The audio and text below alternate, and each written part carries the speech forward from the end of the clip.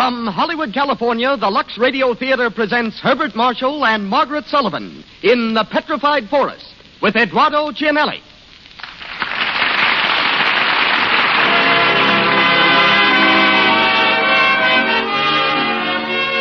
Lux presents Hollywood. Week after week, these programs come to you, ladies and gentlemen, because week after week you make them possible through your loyalty to our products. And the Lux Radio Theater is the means our sponsors take of showing you their gratitude. Starring for you tonight are Herbert Marshall, Margaret Sullivan, Eduardo Cianelli, and Donald Meek.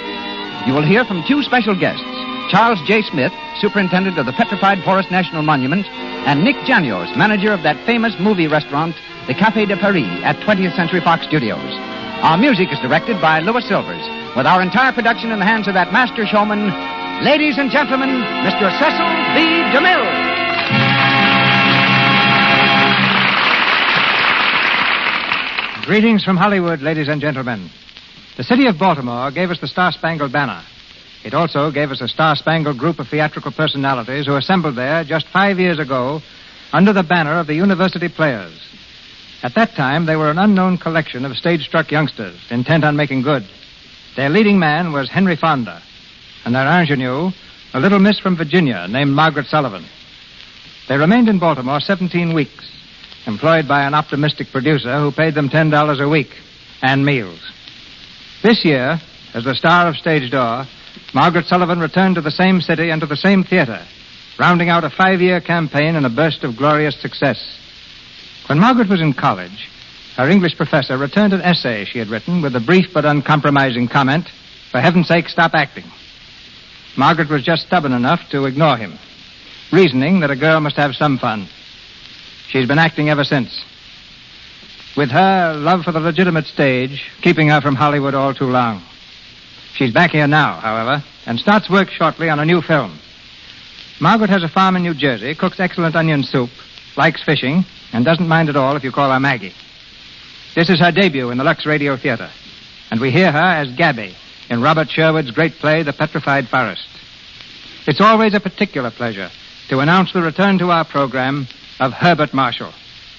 When last year, Mr. Marshall was filming the Paramount picture Angel.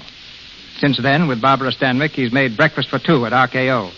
His role tonight is that of Alan Squire. Two other splendid performers also make their Lux Radio Theater debut tonight, Eduardo Cianelli and Donald Meek. A comparative newcomer to pictures, Mr. Cianelli is already duplicating in films the brilliant record he established on the legitimate stage as a character actor. He comes to us as Duke Mantee, while Mr. Meek plays Gramp, Wallace Clark, Mr. Chisholm, and Frank Milan plays Bose. Our play begins. The Lux Radio Theater presents Herbert Marshall and Margaret Sullivan in The Petrified Forest with Eduardo Cianelli and Donald Meek.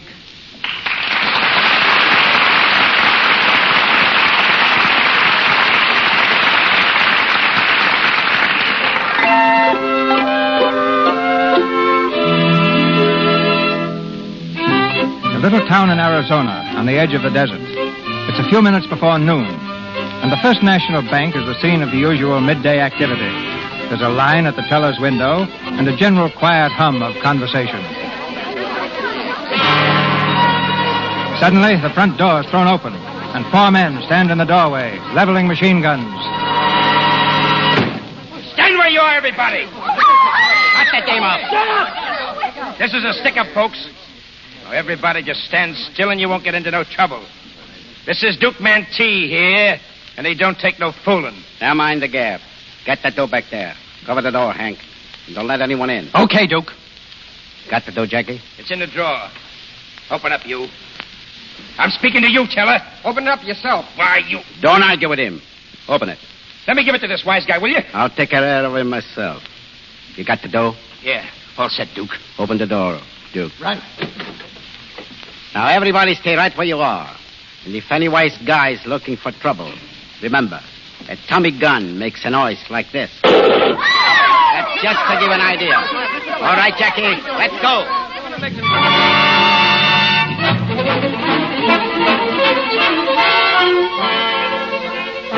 Calling State Police, Arizona State Police. Duke Mantee last reported to be heading west on route number 66.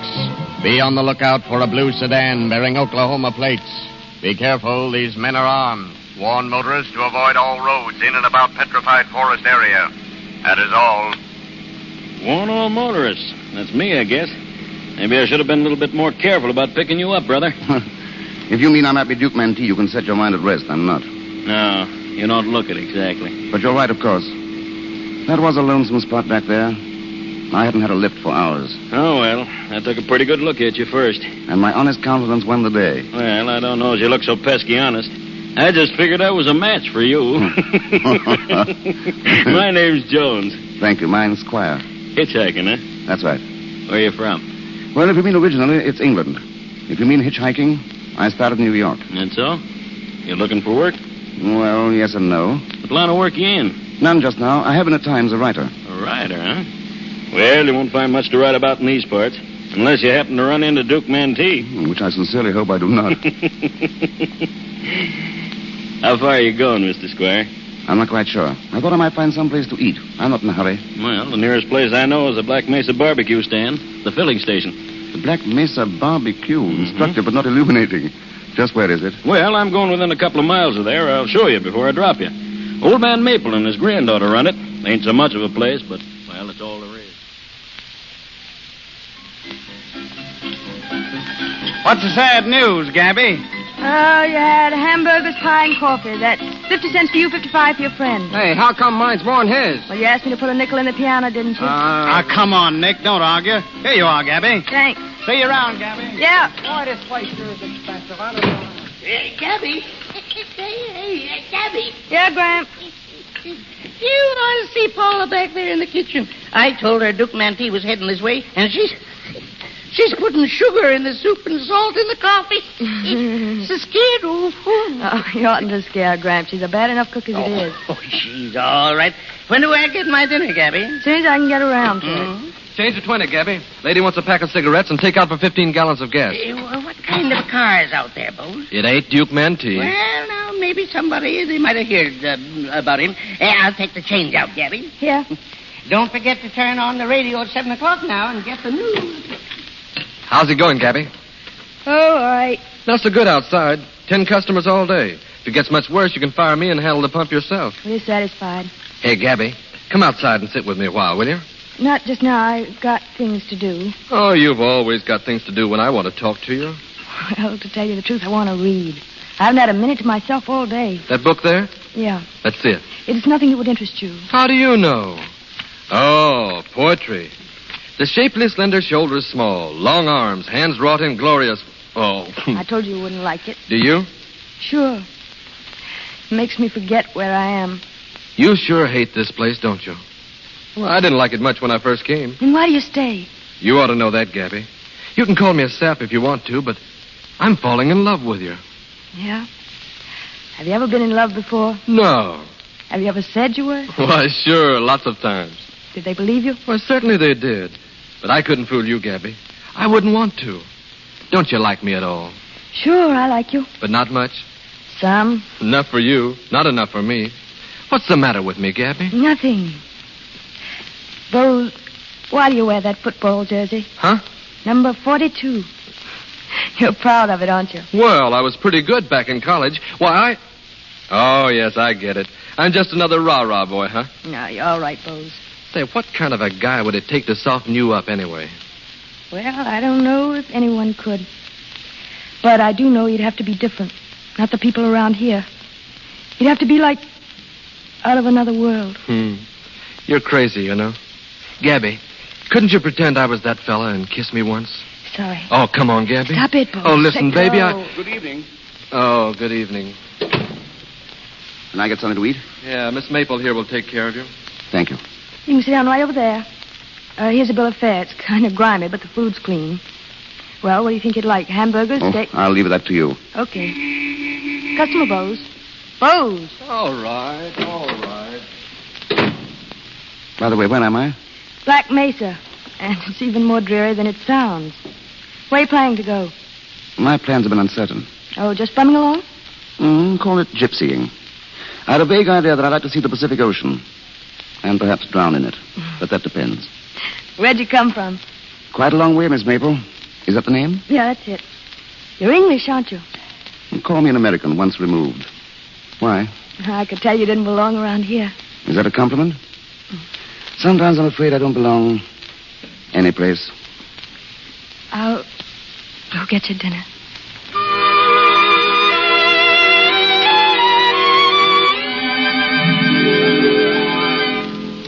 There's his picture in the paper, Mr. Squire. Duke Mantee. He doesn't look very vicious, does he? Well, I'll tell you. You can't tell a killer except by his chin. Did you ever notice that? I don't think I ever saw a killer. Well, I've seen plenty of killers. You ever hear of Billy the Kid? Yes, indeed. Well, I knowed him well. He took a couple of shots at me once. I congratulate you on still being with us. Well, it was kind of dark, and he'd had a few drinks. I don't think he meant to do me no real harm. He just wanted to scare the pants off of me. Grab your supper ready. Well, by golly, it's about time. Pleased to meet you, Mr. Squire. Pleased to meet you, sir. Like the soup? It's the best I ever tasted. Well, shall I pour your coffee now? Thanks. Your grandfather's a charming old gentleman. Oh, Gramps, all right. He told me he'd been missed by Billy the Kid. Yeah, he tells everybody that. Did I hear him say you're a writer? Yes. See, I haven't met many writers, except Sidney Wenzel. Ever hear of him? Sorry, no, I haven't. He's with some movie company. He stopped here once on his way to the coast and handed me a lot of baloney. Said I ought to be in Hollywood. When I got there, to be sure to look him up. Gosh almighty, they never mean it. No, they never mean a thing. So you want to go into the movies? Oh, Lord, no. I want to go to Bourges. Where? Bourges, France. That's where I came from. You're not French. Partly. I was born in Bourges. But all I know about it is from the picture postcards my mother sends me. You know, they got a cathedral there. Your mother still lives there? Yeah. Dad brought us back here after the war. Mother stuck it out for a couple of years and then packed up and went back. Some people think it was cruel of her to leave me, but what could she do? She couldn't live here. And you can't blame her for that. Do you think she was cruel? Not if you don't, Miss Maple. She sends me a book every year for my birthday. She sent me this one. It's the poems of Francois Villon. Ever read it? Oh, yes. It's a wonderful portrait. Mother wrote in it, "To my dear little Gabrielle." Gabrielle. That's a beautiful name. Yeah, wouldn't you know it'd get changed into Gabby by these ignorant desert rats? You share your mother's opinion of the desert. Yes. But you find solace in the poems of Francois Villon. They get the smell of gasoline and hamburger out of my system. Huh? Would you like to read me one of those poems, Gabrielle? You mean now? Read me the one you like best. All right. This one here. Well, he wrote it about a friend who was getting married. At daybreak, when the falcon claps his wings, no fit for grief, but noble heart held high, with loud, glad noise he stirs himself and springs, and takes his meat, and toward his lure draws nigh. Description of car follows. Blue sedan bearing Oklahoma plates. There is a bullet hole in front fender, shattered glass and rear window. Mantee's girl is riding in the car with 4 men. Turn that thing off. Wearing along. This car is dynamite, Duke. They've got us spotted, Duke. We gotta switch cars. Shut up. Let me think. Doris, Yeah, Duke? you gotta get out of this car, see? We'll pick up another one down the road, and you and Mike and Flint can drive it around till the cops get off our tail. Oh, Duke, I'd rather be in your car. I don't like to travel without you. You'll be safer, kid. As if I cared. Mean that? Don't you know it? Oh, Duke. No. You gotta switch, kid. We'll get rid of this car, too, as soon as we get a chance. We'll meet you later. Where, Duke? There's a filling station about 10 miles past the crossroads. That's liable to be your hot spot, Duke. Then we'll cool it off. We'll take over the joint and stand off an army. You meet us there, Doris. It's a joint called the Black Mesa Barbecue.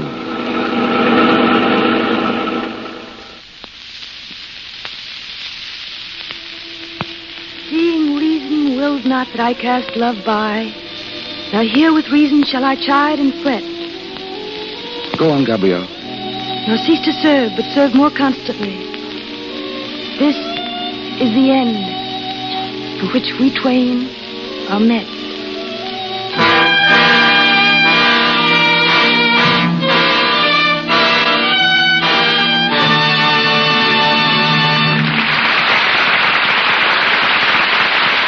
While we are waiting for the second act of The Petrified Forest, starring Herbert Marshall and Margaret Sullivan, let's stop in for a moment at a house on Franklin Avenue where a smart young secretary lives with her mother. Mother. Oh, there you are. Oh, please be an angel pet and press my white evening dress. Ooh, well, there's no knowing where a Kansas cyclone will strike next. Now, would you mind explaining why, if you knew you were going out tonight, you didn't phone me from the office? Oh, darling, please get into action. This is a crisis. I'm going dancing with the boss's son. Really? And I couldn't call you because I was taking dictation all afternoon. And now I'm a little frazzled around the edges. I won't have time to do the dress My myself. dear, you do look tired. Why don't you take a little nap? You'll feel so much better. Nap? Oh, I haven't the time. Anyhow, I know something better and quicker. I'll just pop into a Lux toilet soap bath. Well, I don't know. I should think that if you're don't worry, Mother. My Lux toilet soap bath really does refresh me wonderfully. Leaves me feeling full of pep. Well, you certainly always do look lovely when you go out. Oh, you're just an old flatter. Well, anyway, there's another thing my Lux toilet soap bath does for me. Its active lather is a wonderful way to protect daintiness. And I love the delicate perfume it leaves on my skin. Well, hurry up, dear. You won't be ready in time. All right, I'm off to my beauty bath. Be nice to Bill if he gets here before I come down. Mr. DeMille takes us back to our play. Herbert Marshall, Margaret Sullivan, Eduardo Cianelli, and Donald Meek continue with The Petrified Forest.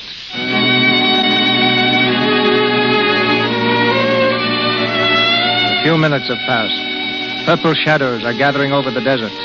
In the Black Mesa barbecue, Gabby and Squire, unaware of the approaching gangsters, continue their talk over the lunch counter. And that's why you want to go to France, for understanding. Yes, and I will go there someday when I have the money. I hope I won't be too old. I dream about it all the time. Bourges. There's something beautiful to look at, and wine, and dancing in the streets. If I were you, I'd stay here, Gabrielle, and avoid disappointment. You see, I've been to France. Oh, what were you doing, writing books? No, planning to write books. You see, I married. My wife supported me.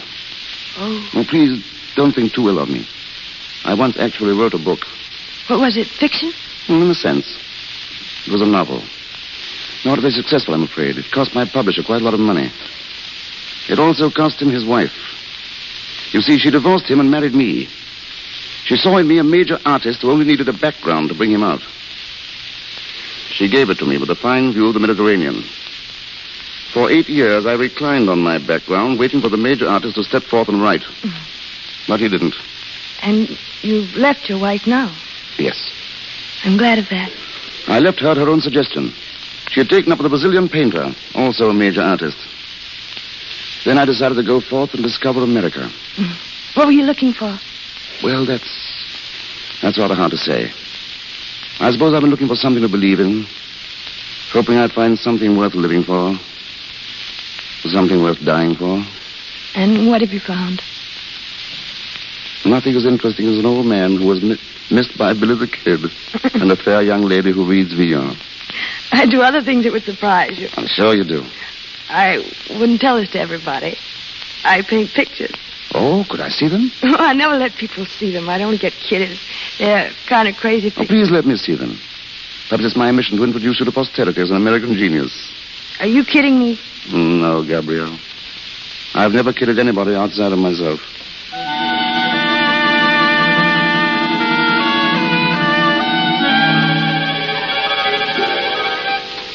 Mr. Bowles, you don't like your dinner? What?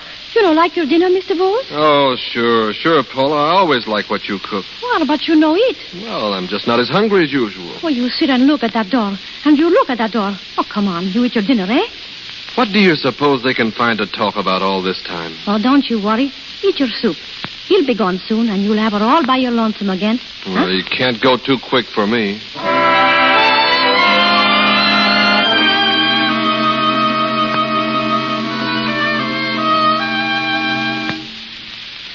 Well, that's a lot of them. They're terrible, aren't they? I don't know. What made you paint with these extraordinary colors? I don't know. It's just the way I feel and see. Are they any good? I tell you, Gabrielle, I can't say. I'm tremendously impressed. Gee, I bet I could improve if I could get to France. You know, they've got some of the finest art schools in the world there. Don't you realize? There are probably thousands of artists in France today who are saying, I'd find a really big theme for my canvas if I could only get out to Arizona. Yeah, I know. They say the desert's full of mystery and it's haunted and all that.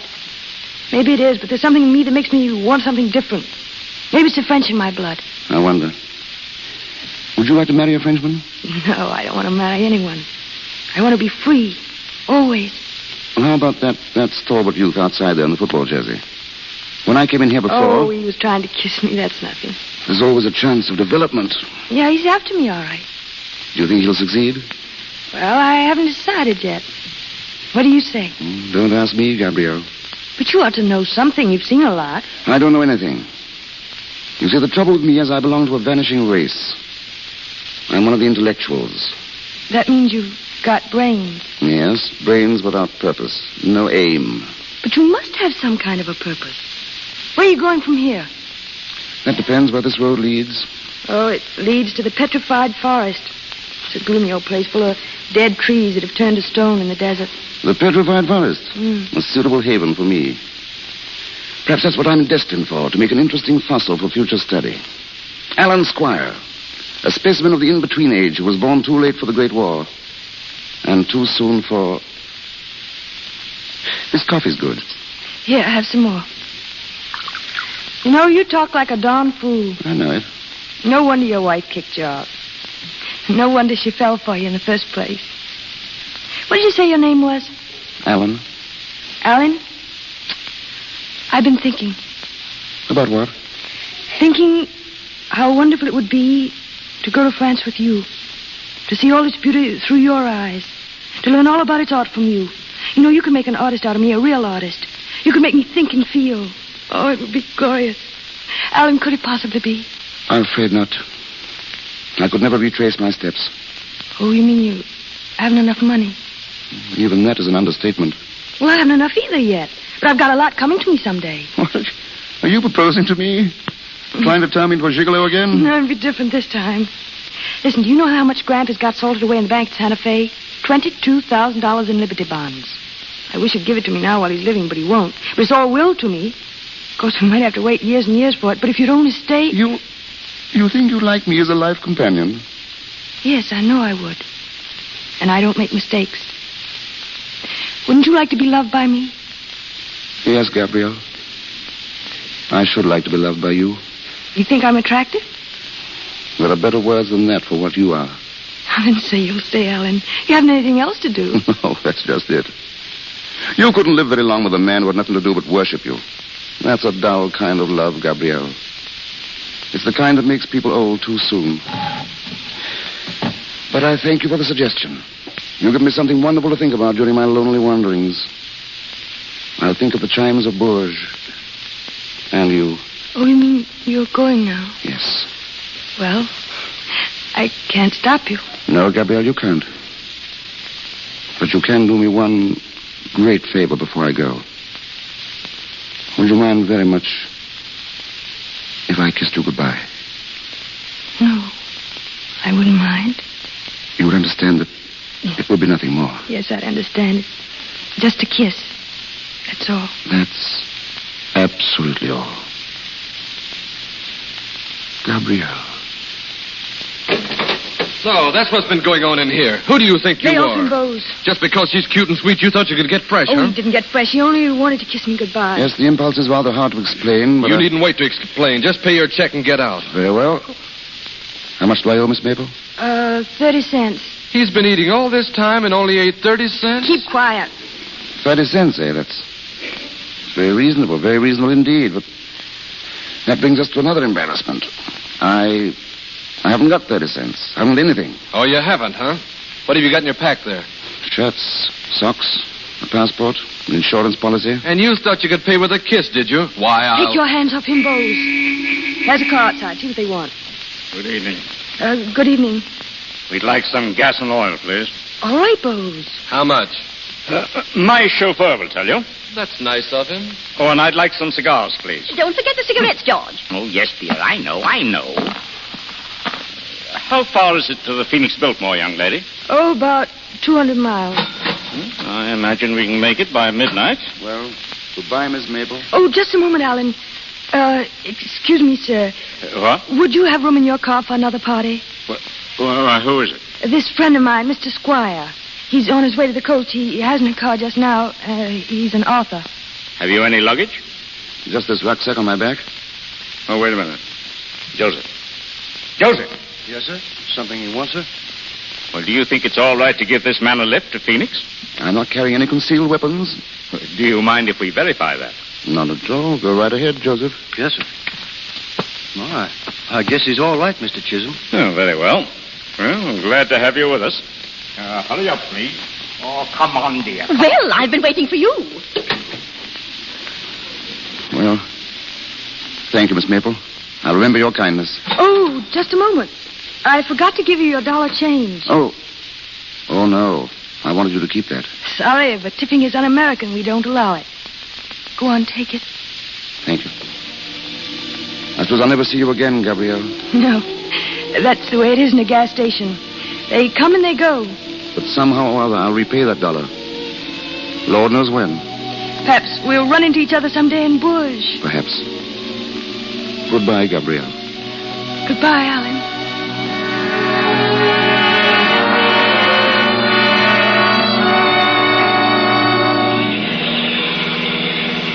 What did you say, Joseph? The lights are down there on the road. Don't stop, Joseph. You never can tell what it might be. Looks like a car pulled right across the center of the road. I'm afraid it'll have to stop. Stop. Stop, you fool. There's a man there. 3 of them. Shut up, lady. All right, folks. Hop out, and you won't get hurt.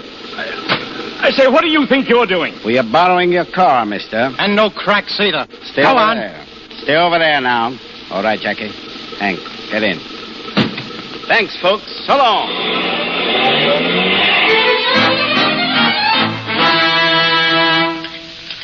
Can I help you with those plates, Gabby? No, thanks. Funny guy, that panhandler. When he was getting in the car, I got feeling kind of sorry for him and tried to slip him some change. You did? Yeah, but he wouldn't take it. Handed it back. Didn't mind holding you up for a meal, but he had too much That was pride. awful nice of you, Bose. I appreciate it. Say, you talk as if you were nuts about him. I'm not nuts about him. Well, if you appreciate it so much, how about being a little nice to me for a change? Yeah, I'd like to be nice to you, Bose. I'd like to be nice to everybody. Well? I'll think about it, Bose. Oh, gee, Gabby, you're a swell girl. I'm crazy about you, honey. Honest I am. In here. Bose. Shut up, lady. Now behave yourself and nobody will get hurt. Cover the back door, Hank. Sure. Who's the boss here? What's it to you? Listen, wise guy. This is Duke Mantee here, the world-famous killer, and he's hungry. Shut up, Jackie. Who's in that other room? Only one old My man. grandfather's in there. Go get him, Jackie. Okay, Duke. What do you got to eat, sister? Here's the bill of fare. He's got a nerve. Don't give it to him. Shut up, you, and sit down. Football player, huh? Yes, and you better not let me get close enough to take a sock at you. I used to be quite a fan. Hey, cut it now. Come on. Come on in here. Here's the old man. Sit down, Pop. So you're Mantee, huh? You're the killer. That's right, Pop. But just sit tight and you'll be okay. You needn't think I'm scared of you. I've knowed real killers. Gabrielle. Alan, why did you come back? There's some bandits around here. Yes, so we heard. They stole Mr. Chisholm's car. All right, buddy, take it easy. Oh, my friend of the road. Sit down, pal, down here. Why, thanks. I'd be delighted. That's Duke Mantee, Mr. Squire. What did I tell you about a killer's chin, huh? He's a killer, all right. He's a gangster and a rat. Shut up, Bose. Yeah, and if the sheriff finds out he's here, we'll have some real killing, won't we? The cops ain't likely to catch up with us. Not tonight. So we can all be quiet and peaceable and have a few beers together and listen to the radio. Because I may as well tell you, folks, old Jackie there with a machine gun is pretty nervous. And he's got the itch between his fingers. So let's everybody stay right where they are.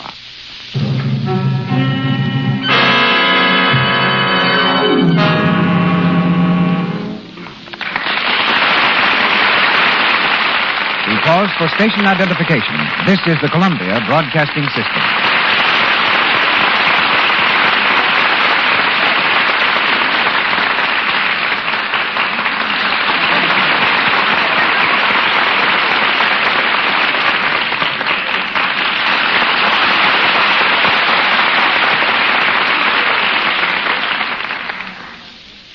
Act 3 of our play, starring Herbert Marshall and Margaret Sullivan, will be heard shortly. It's undoubtedly true that most of us are a lot more familiar with the play and the motion picture called The Petrified Forest than with the 90,000 acres in northeast Arizona from which the drama borrowed its name. A national monument, the Petrified Forest is one of the most amazing and least known spots in the United States. It comprises 6 distinct forests, including a portion of the fabulous Painted Desert. In charge of this vast area is Charles J. Smith, one of the ablest rangers in the National Park Service. Formerly at Yellowstone Park, then chief ranger at the Grand Canyon, Mr. Smith has been at the Petrified Forest since he became its first superintendent 8 years ago. Mr. Smith, the heroine of our play called the Petrified Forest a gloomy old place full of dead trees that have turned to stone. What have you to say about it?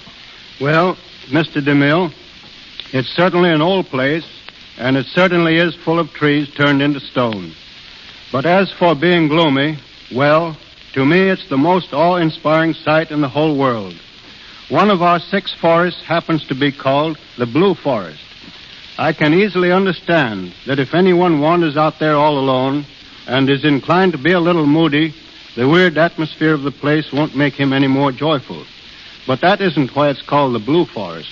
It got its name from the deep blue color of the rolling hills. Well, let me turn tourist, Mr. Smith, and ask you just what the Petrified Forest is and how it came to be. It's a vast area, Mr. DeMille, covered with huge trees that grew and spread their branches 150 million years ago. In those days, the land was a tremendous swamp. The only living things were the trees, a few plants, and several species of ferocious-looking reptiles, the like of which you see today only in nightmares. Nature sent floods, earthquakes, and storms, and buried everything under 3,000 feet of mud, water, and gravel. Then, after 100 million years, Mother Nature, being a woman, changed her mind. She sent winds, rains, and more storms to erode the earth, to sweep it away, and bring this forgotten cradle of life back into the light of day. The bones of the reptiles have turned to fossils, and the trees lie stretched out on the earth, petrified into a substance almost as hard as diamonds and of tremendous weight. But what made them turn to stone? The great pressure under which they lay, together with the minerals in the waters that once rolled over them. The trees have turned from wood into gorgeously colored semi-precious stones. The outside is reddish-brown, but where the logs have broken apart, where they have crashed into heaps of stone, they are glittering masses of pure agate, carnelian, amethyst, jasper, and onyx.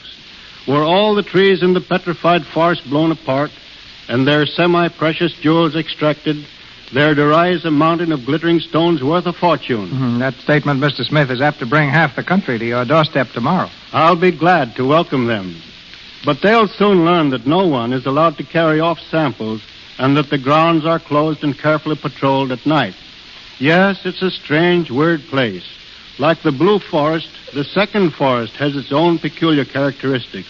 There, the ground is covered with chips of petrified wood, and at times, as you walk through them, they'll ring out with a tinkling sound like the music of tiny silver bells. Have you ever encountered any incidents such as our play presents? Has a bandit ever sought sanctuary in your hills and deserts? No, not that I know of. But Route 66, which was undoubtedly the road taken by Duke Mantee, leads right into the forest. And coincidentally, at exactly that point is a little lodge and filling station very similar to the scene of tonight's play. Years ago, the Painted Desert was a favorite haunt of killers and bad men, and today we're called upon now and then to watch for fleeing bandits. One of the most ironical happenings occurred in the forest when a woman and her 2 children were trapped by a terrific blizzard. All about them were logs of wood that might have made a roaring fire and saved them. But the wood was stone, and days later the 3 bodies were found, frozen to death in a forest. Besides the trees, the Petrified Forest contains 100 ruins of the homes of prehistoric Indians. They lived there some 1,000 years ago, and the forest contains several huge boulders on which these Indians carved their queer symbols and drawings. The carving that puzzles me most is a picture of a stork carrying a baby.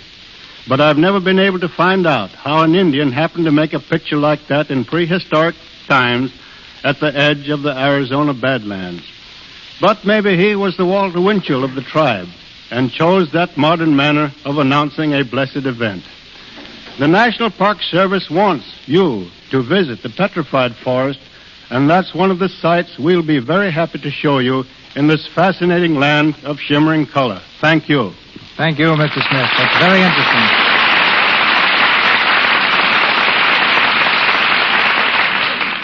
The Petrified Forest, starring Herbert Marshall, Margaret Sullivan, Eduardo Cianelli, and Donald Meek.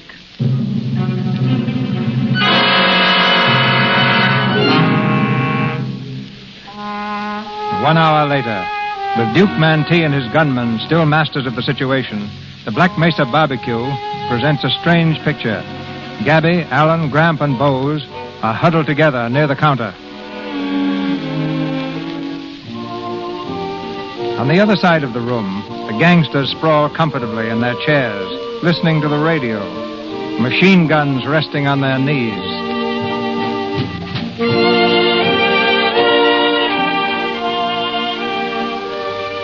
Hey, Duke. What do you say we lay him out of here? Not yet. We gotta give him time to get here. Maybe they got lost. Not Doris. Well, I wish he'd show up. Waiting for a girl, huh? Sit down, half back, and sit still. I'd hate to see anything happen to you. Let something happen. Let there be killings. All evening long, I've had a feeling of destiny closing in. Do you believe in astrology, Duke? I couldn't say, pal. I don't normally. But when I was coming back here along that road, I began to feel the enchantment of this desert. The stars seemed to be mocking me and saying, "This is the end of your tether. You thought you could escape it, but we know better." Perhaps they know that my death is imminent. It's a fascinating thought. Let's skip it. Bring some beer for the bunch, sister. Yeah, all right. None for me. Why not? I don't drink with murderers. I'd be a little tactful, Bose. Remember, they're your guests. Guess. Cowards that haven't got the nerve to tackle life with their brains and principles, they've got to use guns, yellow rats. Step over to this side of the room, halfback. What? Come on, move. Sit down, Jack, and keep still. I want to hear the news. Didn't you hear what he called you? Sit down and keep quiet. Gang. The gang made its escape in 2 cars, one of which contained Mantee and 3 other men. The other car contained 2 men and 1 woman. National Guardsmen are cooperating with the state police to bring to justice these killers, who are wanted for a score of bank robberies and cold-blooded massacres. Take a bow, Duke. And now we continue with the orchestra. Going to make a run for the border, boys? Oh, sure. And we're going to give you our whole route, so you can tell the cops to get us a motorcycle escort. No, honest, Duke. Are you going on, or are you spending the night here? Can't say, Pop. Maybe we'll decide to get buried here. Better come with me, Duke. I plan to be buried in the Petrified Forest. That's where I belong. So do you, Duke. Maybe you're right, pal. I'm eternally right. But what use do I make of it? Nothing. You don't make use of anything. Love, life, anything else. Do you, Ellen? No, Gabrielle. Do you mind so much? After you left today, I felt as if something had been taken out of me. As if I'd come out of a dream. I caught on to myself, and I know I'm just another desert rat, and I'll never be anything else. All that bunk about going to Bourges and art and dancing in the streets. Remember what I asked you about going to France? Yes, perfectly. But you wouldn't have done it, even if we'd had the money, would you, Alan? No, Gabrielle. I knew it. I knew you didn't give a hoot for me. Somehow it only made me love you more. What are you saying, Gabby? That I love him. Why shouldn't I say it? Why shouldn't he know it? May all be dead tomorrow morning. You don't mean it, Gabrielle. She can't mean it. Well, I do. I'm sorry now that I came back. When I went out before, it was a charming ending to a romantic moment. Now it's spoiled. Well... Sit down, pal. What do you care whether I stand or sit? I got to think about my health. Sit down. If I had a machine gun, I wouldn't know what to do with it. I want to talk to Gramp. Me? Yes. Those Liberty bonds of yours, buried in Santa Fe. How did you know about him? I told him. What are you going to do with them? Leave them right where they are. Yes, leave them where they are. Your granddaughter is suffocating in this desert when a few of your thousands will give her the chance to claim her birthright. Yes, and maybe give you the chance to steal it. Hanging on to your money as though it meant something. That's a low way to justify your miserliness. Why don't you die and do the world some good? Shut up, you. What do you mean, talking to an old man like that? Hey, Duke, there's 3 people coming down the road. Looks to me like them people we took the car from. Okay, Hank. Get outside and take a look. Okay. You too, Jackie. Sure. Duke, I was guilty of bad taste, and I apologize to Mr. Maple. Oh, sure. He must be drunk. You'd better crawl, or I might have to put the lug on you. Talking to an old man like that. Get out of the way. Let me look out of that window. Put him up. Bose. Now I've got you where I want you, Mantee. I've been waiting for a chance to grab your gun. Yeah? And wouldn't you be surprised if Jackie was leaning in that window behind your back, ready to fill you full of holes? What? Oh! Thanks for turning your head, halfback. And thanks for returning the gun. He got me in the hand. That doesn't matter, but I muffed the chance to kill him. It was a good try, college boy. Come on, keep moving. This is outrageous. Here they are, Duke. It's the same bunch, all right. I frisked them. They're harmless. I don't know what frisk means, but he pawed us all over. Come on, step on it. Sister, Yep. take the halfback outside and bandage him up. Okay. Go with him, Jackie. Then you might tie him up and leave him there. Sure. Come on, get going. I demand to know the meaning of this. It has no meaning, Mr. Chisholm, has it, Duke? I don't know, pal. But if Mr. Chisholm is a smart guy, he'll sit down quiet to join the party.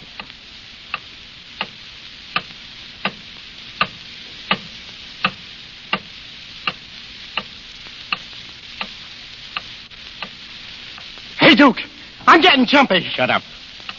Go out and see if Jack is with that dame and the halfback. They're okay. He's tying them up. I say, Duke. What? Would you mind passing me that rucksack? It's on the table there. What do you want with it? Just inside. Just reach inside and hammer that little life insurance policy that's there, will you? What do you want with your life insurance? Expecting to die? You've guessed it, Mr. Maple. Here. Thanks, Duke. Now, may I take my fountain pen out of my vest pocket? Okay, but take it easy. What you going to write, Mr. Squire? You'll see in a minute.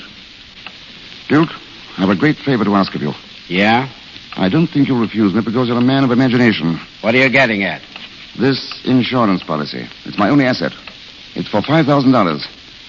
I've written on the policy that I want the money paid to Miss Maple, that young lady inside. If Mr. and Mrs. Chisholm will witness my signature, I'm sure it'll be all right. Oh, certainly. I'll be glad to. What's the idea?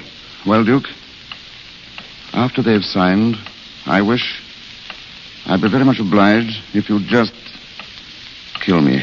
What? It couldn't make any difference to you, Duke. If they catch you, they can only hang you once. And you know yourself they've got more than they need against you. Good Lord, he is drunk. You know, I believe you actually mean it. Good for you, Mrs. Chisholm. You're a kindred soul. You're in love with her, aren't you? Yes, I suppose I am. I want to show her that I believe in her. And how else can I do it? Living, I'm worth nothing to her.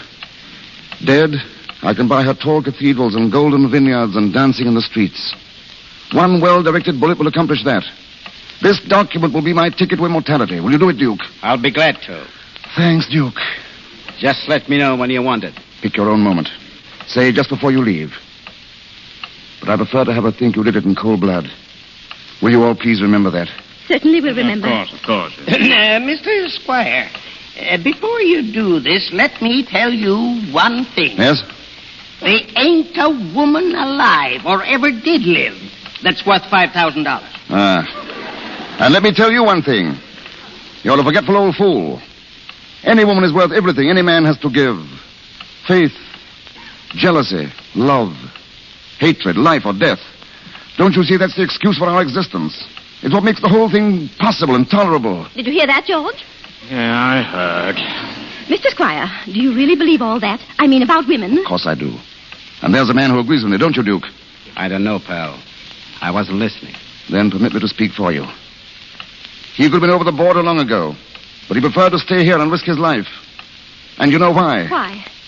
Because he has a rendezvous with the girl. Isn't that true, Duke? That's it. I guess we're all a lot of saps. But I wouldn't be surprised, pal, if you were the champ. Did you think I was kidding when I said I'd be glad to knock you off? I hope neither of us was kidding. Did you think I was? I just wanted to make sure. You're all right, pal. I'll try and fix it so it won't hurt. You're all right, too, Duke. Thanks.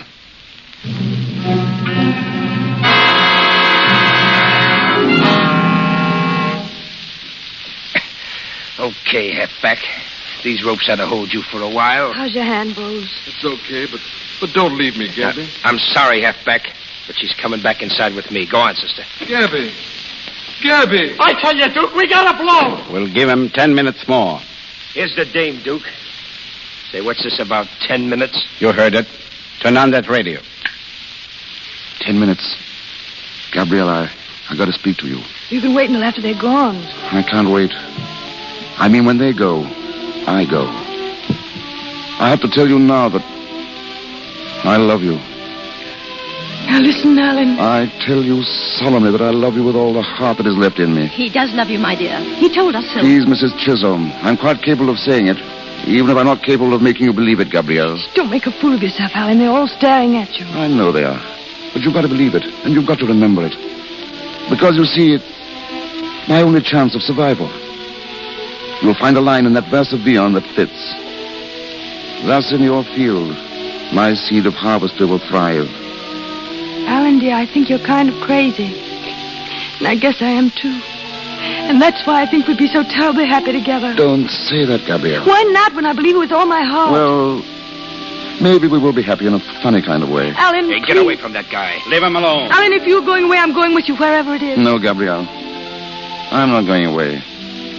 I don't have to go any farther, because I found the thing I was looking for. I found it here, in the Valley of the Shadow. What have you found?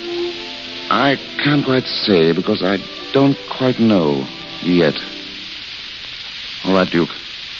We needn't wait any longer. And here's a news flash, folks. Mr. Squire. Shut up. Part of Duke Mantee's gang has just been captured. Duke! Just outside the Petrified forest area, a car containing 2 men and a woman ran into a party of state troopers. From information given, the arrest of Mantee and his henchmen can be expected at any moment. Turn it off. Keep tuned into this station. Doris, she squealed. Shut up. Let me think. Shut up. Let me think. No, Duke. Don't waste any time thinking. That isn't your game. You've got to keep going and going and going. If I only knew where they took her. You're thinking of revenge, Duke. Don't. Don't give your life for anything so cheap. Duke, for God's sake. All right. We're going. Wait a minute. You're not forgetting me. Listen! It's the cops! Let me at that window. They're surrounding the whole joint. Looks like it. Hicks or G. Hicks, lay low. Listen in there. Are you coming out, or do we come in and get you? We're talking to you, Duke Mantee. Come in and get it, you dirty lout. Get down, you fool. You're staying here till we get a break. Mantee, you have no right to endanger the lives of innocent people. You folks better get down on the floor. Lie close together here in the middle. Here, let me help you, Gramps. Right. Come here, Gabby. Where is the light switch? To the right of the door. Turn them out, Jackie. How many are there of them, Duke? 6 or 7. Nothing to worry about. Gabrielle. Yes, Alan. It's an inspiring moment. United States of America versus Duke Mantee. There goes the neon sign. It almost restores in me the will to live and love and conquer. How do you feel about it, darling? I don't know, Alan. And I don't care. Alan, when you get to France, what do you see first? The fields and forests of Normandy. And then... What, Alan? And then Paris. Paris, that's the most marvelous place in the world. All places are marvelous when you've someone to love. Even here? Especially here, darling. As long as I live, I'll be grateful to Duke Mantee. Alan, will you please kiss me? Oh, Gabby. Gabby, darling. All right, boys. We're on our way. Get out the back way and grab the car. Now it's going to be all over. Not for us, Alan, never. You better stay where you are, folks, for a while. Come on, Hank. Duke, wait. Alan, keep down. Duke, you promised. Get out of my way. You can't go. You know what you said. Get out of my way or I'll... Yes. Duke, yes. You still want it? No matter whether I want it or not, you've got to. Okay, pal. Here you are. Ah! Come on, Duke! He missed it. Alan, look at me. Grab, get Bose. Quick, tell him to get a doctor. Hurry. I will. Alan. It doesn't hurt. Or at least it doesn't seem. I went into this lung, I think. Oh, it's all right, darling. Gabby, Bose, Grab, somebody come quick. They were right, Gabrielle. The stars, I mean. I had to come all this way to find a reason. Duke understood what it was that I wanted. I hope you will be happy. Gabrielle. What, Alan? What? Oh, don't worry. I'm not going to be a crybaby. No matter what happens, I'm not.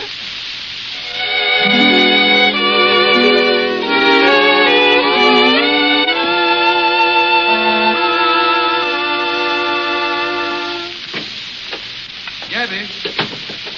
What, Bose? They got Mantee, Gabby. Did they? How is that fella?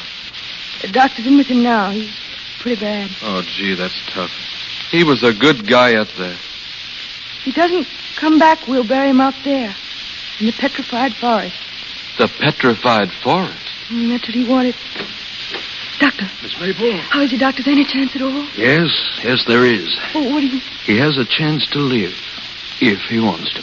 Oh, let me see him. Let me speak to him.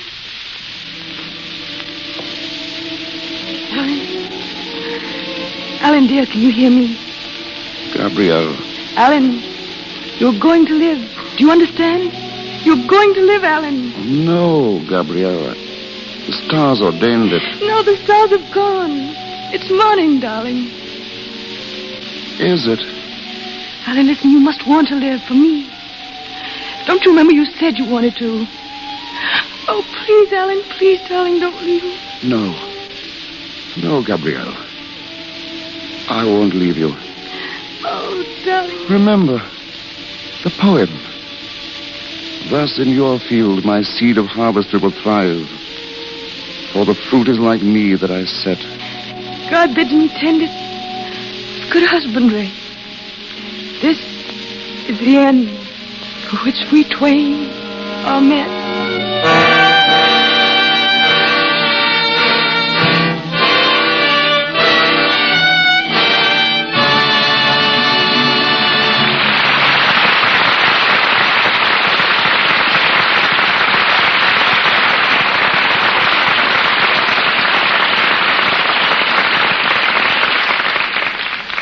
And so the Petrified Forest joins the long list of plays produced in the Lux Radio Theater.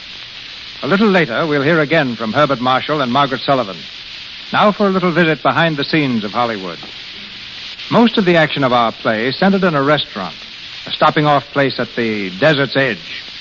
There's another kind of restaurant here in the film capital, equally individual. Although it's one of our finest dining places, it's never seen nor patronized by the general public. It's the Café de Paris at 20th Century Fox Studios, maintained to please the players, executives, and distinguished visitors. In command is Nick Janios, a Greek, who first learned the favorite foods of the stars by managing the celebrated Brown Derby. Nick feeds the stars not only at mealtimes, but during production, too, for it's part of his job to supply the food seen in pictures. Is that correct, Nick?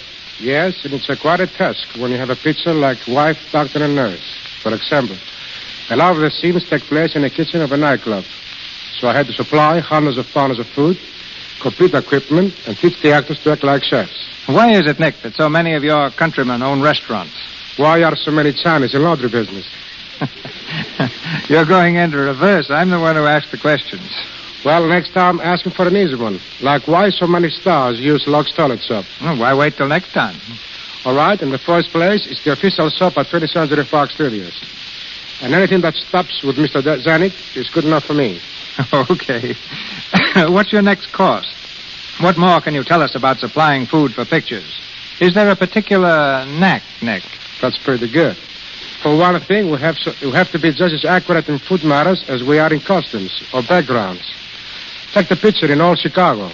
I supplied the hundreds of loaves of bread for the production, and since the time is 1871, the bread had to be baked in a round form used in those days. In the Rich Brothers picture, Life Begins in College, Harry Rich has a scene in which he impersonates a girl. You see him parting his nose, and then you see him eating the Powder Puff. No, Harry isn't crazy. In fact, he's pretty smart. But Powder Puff is really sponge cake with sugar coating. Harry, by the way, ate about 40 such a Powder Puffs. What do the other stars like when they're not dieting? Walter Windsor and Warner Baxter can be very happy with some seafood. Simon and Loretta Young like lamb chops. Charlie Chaplin is delighted with a plain jelly sandwich and a cup of tea to dunk it in. I saw Walter Cutler eat 4 lobsters at one sitting, so I guess Walter Cutler likes lobsters. Mr. McLaughlin isn't particular what he eats, as long as there are 2 portions of it. What about your smallest patron, Shirley Temple? There's my pal. Shirley and I once went into business together. She had saved $11 in a penny bank and decided to go into a pie business. I supplied the pies, 20 of them, about as big as a pancake. Shirley brought them onto the set in a pie wagon, which you call a factory. She saw them out and made $1.40.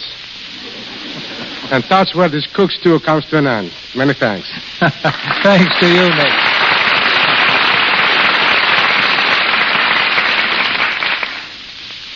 With Herbert Marshall just back from New York, and you, Miss Sullivan, about to depart for your hometown of Norfolk, Virginia, we were very lucky to have you together for tonight's play. Thank you, Mr. DeMille. And it's nice to have a chance to say something about Lux Toilet Soap.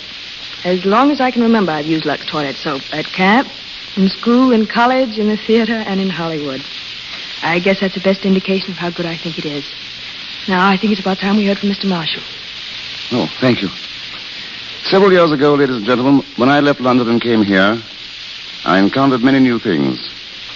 New people, new country, new customs, and a new day, soon upon us, called Thanksgiving. Perhaps Thanksgiving impressed me more because it was new to me. But I've never quite gotten over it, and I hope I never shall. Besides the good fortune which may come to us as individuals, there is that which we all share in common. There's peace in this land. There's freedom and there's work to be done. Dogs still wag their tails. The sun is warm. And sleep still comes at the end of the day. These are great things. For them, let me join you and give thanks. Good night. Good night, Bart. Good night, Miss Sullivan. Ladies and gentlemen, this is your announcer, Melville Ruick.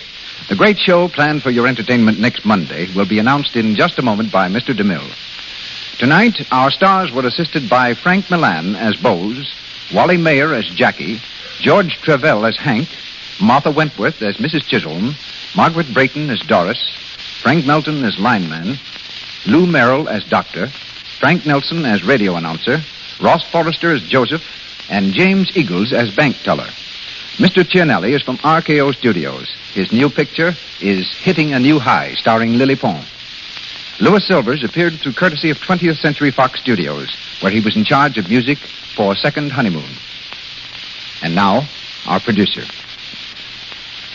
What would you do if you woke up some morning and found yourself heir to a huge fortune? Around this theme, dozens of books and plays have been written. Outstanding among them is J. Hartley Manor's romantic comedy, Peg of My Heart, which tells the story of a little Irish girl suddenly lifted from the deck of her father's fishing boat and deposited in the luxury and splendor of English aristocracy. This is the play we bring you next Monday night, starring the same glamorous personality you saw in the film, Miss Marion Davies.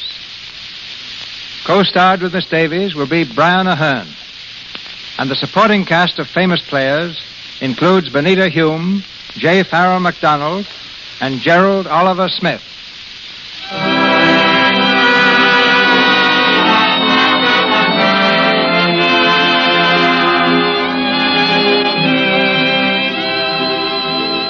Our sponsors, the makers of Lux Toilet Soap, join me in inviting you to be with us again next Monday night when the Lux Radio Theater presents Marion Davies and Brian Ahern in Peg of My Heart with Benita Hume. This is Cecil B. DeMille saying good night to you from Hollywood.